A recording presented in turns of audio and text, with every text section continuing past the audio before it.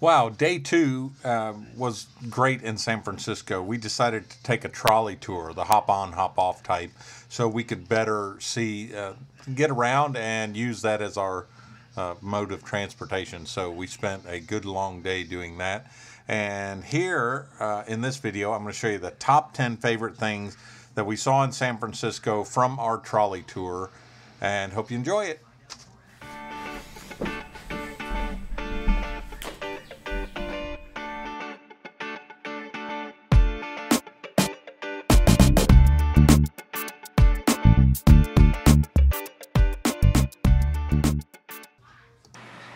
Number one, the thing that made the trolley tour so great was the San Francisco weather.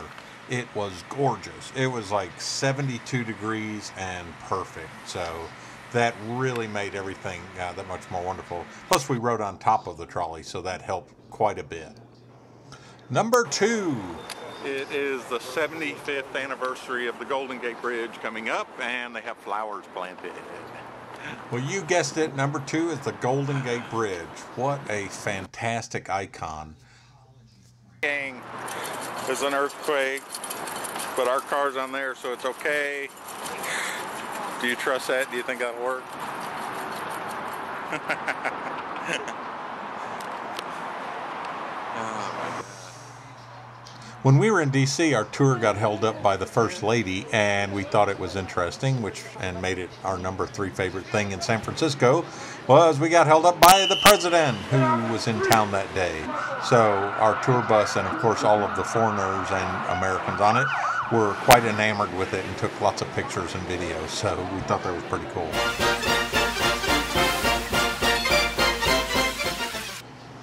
Number 4 on the list is definitely the food in Chinatown. It was amazing. We went to a place called Uncle's and had the best fried dumplings ever. The stir-fried rice, well, all of it was great, but 2 funny stories. One is we stopped at this Chinese deli that was rated number 1 and got in line, and we were at the end of the line, and this elderly Chinese lady came up and just smacked Janet's leg with her cane and got in front of her, and then turned around and went, ha ha ha. And so we went somewhere else to eat, thinking that maybe the locals wanted to eat there and only had so much time. And that's why we went to Uncle's. The second thing was I asked for sweet tea.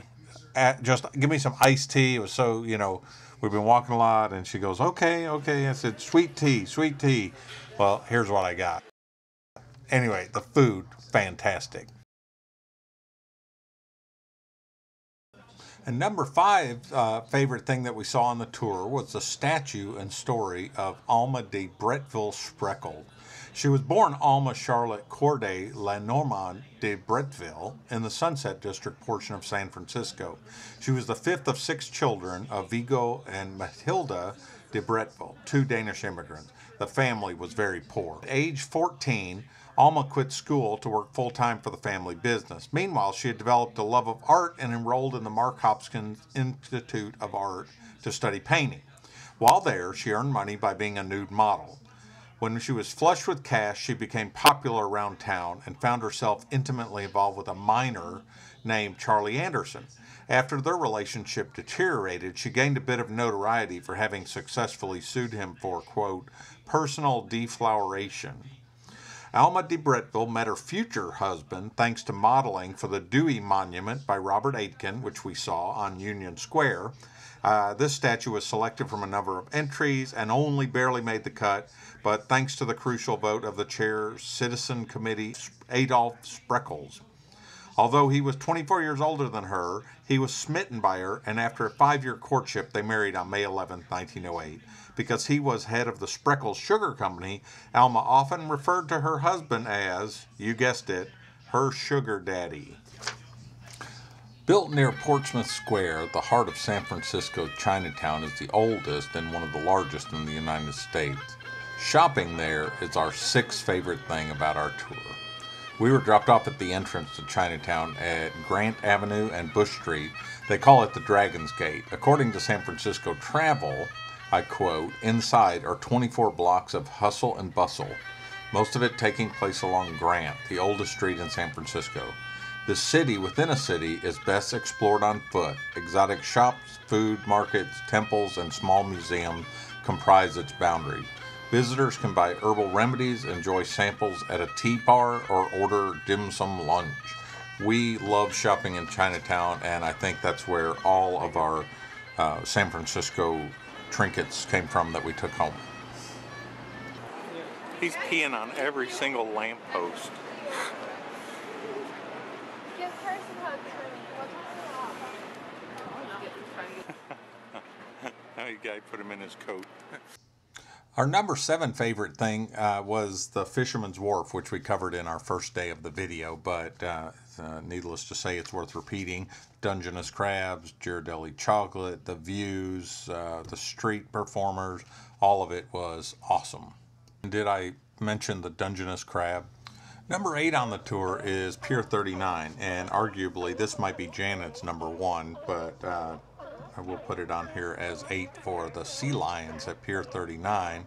We also found some sea lions up the coast in Oregon as well in a cave. They're fun to watch.